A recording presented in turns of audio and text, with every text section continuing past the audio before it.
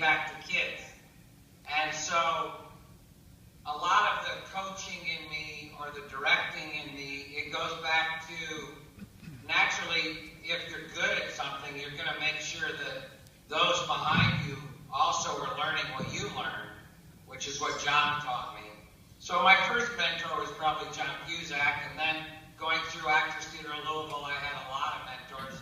But I'm 30-something. Ed Zwick and Marshall Herskovitz really encouraged us, and they were great mentors, Mike.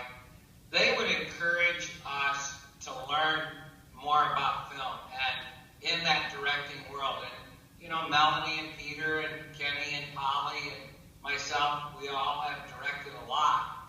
And it goes back to what they would teach us. It wasn't always fun sitting with them, watching, you know, your work. They were tough, like a good teacher should be, but they were there to teach us. And the whole environment was like an extended American Film Institute program. The editors, Victor Dubois, Stevie Rosenblum. Stevie has an Academy Award. Ed Zwick, who went on to direct Glory, produced Shakespeare in Love, Legends of the Fall, Courage Under Fire, Last Samurai. These were the pedigree. So having those guys teach you is generally not something that young directors get the opportunity to experience. And just to show you how much he got from it, Tim doesn't just direct, but he directs directors.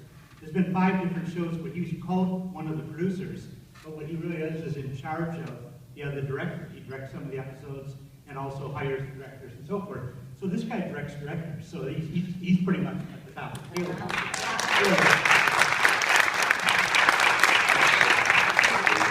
That's enough about you. Let's get back to this.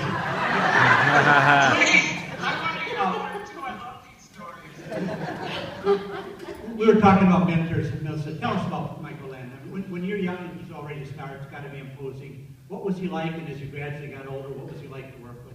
It was really interesting because I was, I guess I still am, I would say, courageous. I mean, things will make me nervous and I get a little bit afraid, but I still jump in anyway, especially if it scares me.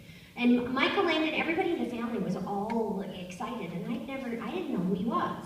I really, honestly, I mean, I didn't even know that my grandfather's best friend was Dean Martin. Right.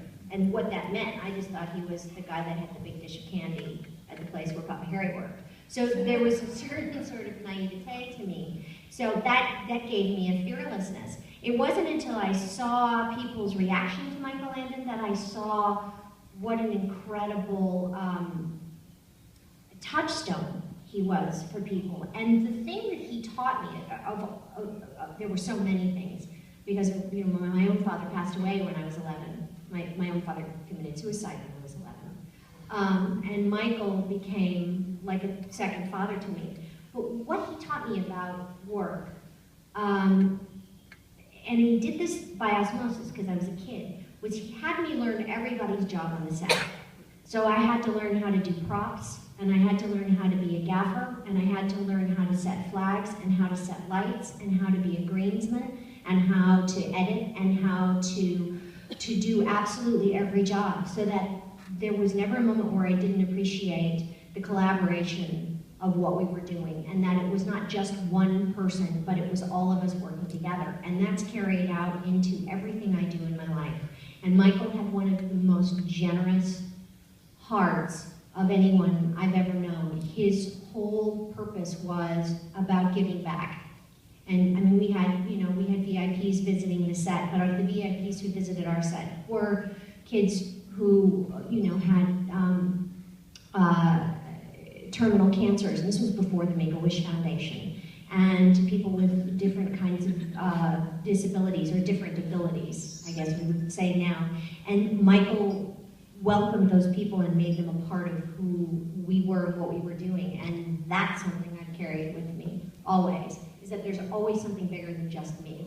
And was he also a fun guy? I mean, oh my God, no one was funnier. Well, Tim, no, I have to say Timmy is hilarious, but for me, Michael was, he had the best laugh ever, and the raunchiest sense of humor, and the best trickster. Like, you know, you read those stories now, and you hear the stories about the George Clooney pranks, and he's good. Clooney's good. He's got nothing on Michael. Michael Landon did some of the, funniest, meanest, best things, and I was his absolute cohort for a lot of it. I learned a great deal of that stuff as well. He was great. He was a fantastic mentor, and he helped to nurture a sense of humor in me that now is something I rely on so heavily. When things get heavy and things get difficult, there's always a way to shine through it and laugh through it, no matter what goes on. I wanted to ask Tim, okay, all the time everyone says, okay, everybody was watching Melissa, everybody watched Little House on the Prairie. Seriously, did you ever watch any episodes of the show? No. I don't think so. I was pretty much living at the Benningtons by the time it came on, and I don't really remember us watching Little House. Did we watch Little House? No. I'm good. Thanks, Casey. I appreciate it. You guys were dating. My sister was pretty hot. Did you hear what he said? Yes. Do you have a story about her you'd like to share with everyone, maybe? Casey said that the older sister on Little House on the Prairie was kind of hot. No, we're not telling that story. We're not that story now. But I will say this.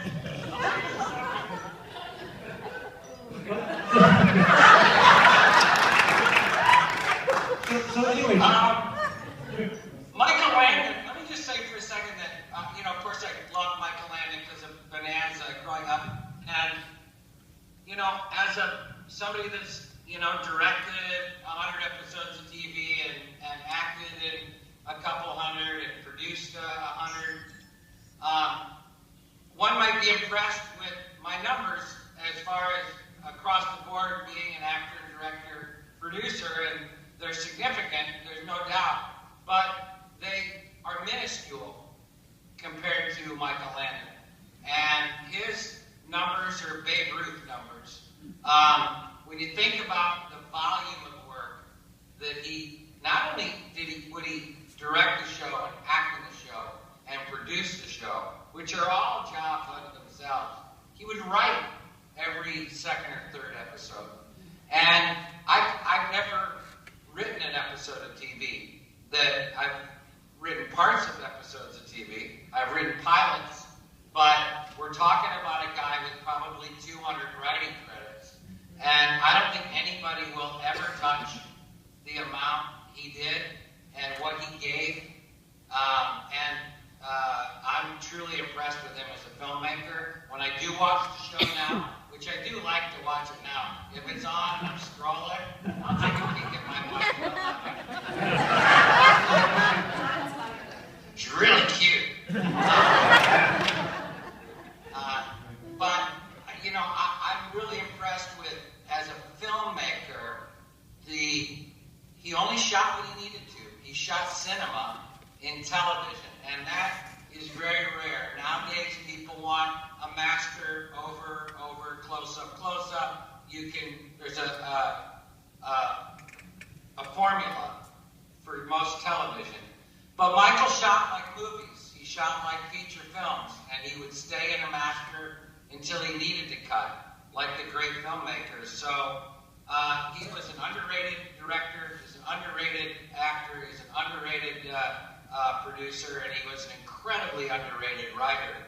He never won an Emmy, but he is in the Hall of Fame, and he does have a bust at the Television Academy. So he's been honored, but I don't think truly recognized. okay, speaking of never won an Emmy, Tim has won an Emmy, which is very good. And he was nominated every year. He was on 30-something. So, hey, you won Emmy ahead of Michael Landon. Very good for that. And Melissa, get this, was at the time the youngest person to have a star in the Hollywood Walk of Stars. Wow. Which was, I think that's impressive.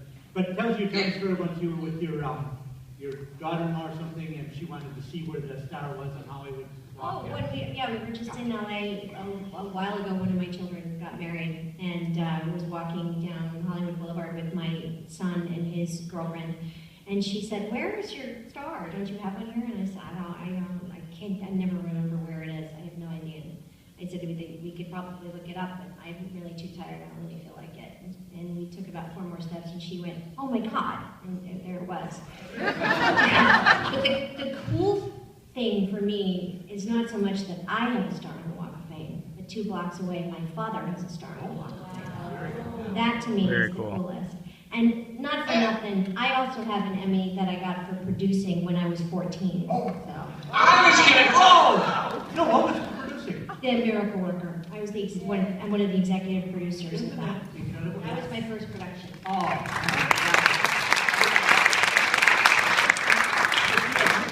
Half-Pint Productions or something. Half-Pint Productions. And you still got the name, I saw in your house there, Half-Pint. That was a gift, yeah. That was, when we moved here, the community just was so extraordinarily embracing. When I moved here, Tim was already living here.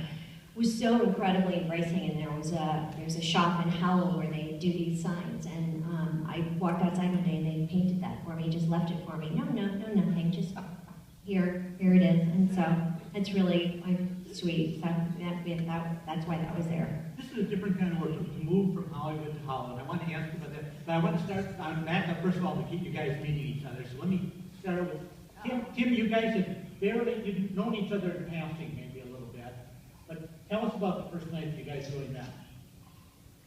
Well, she's been talking to me for years, Mike. I was directing the pilot for the Fosters, and I was living in Holly. And I kind of decided maybe, dating and women were a really bad idea. I went down to a place where I get a slice of pizza and watch a little football. It was empty, except for one person who was sitting there, Melissa had gone to this place with her GFF, is that right? And GBF. And they were going to go dancing, and he forgot his phone, and he left her alone there, which was all I needed. And she started it, Mike. But we just kept moving closer and closer, and the next day we were at brunch, and we've been inseparable ever since. She's the love of my life. She's the coolest woman I've ever met. I'm just really lucky.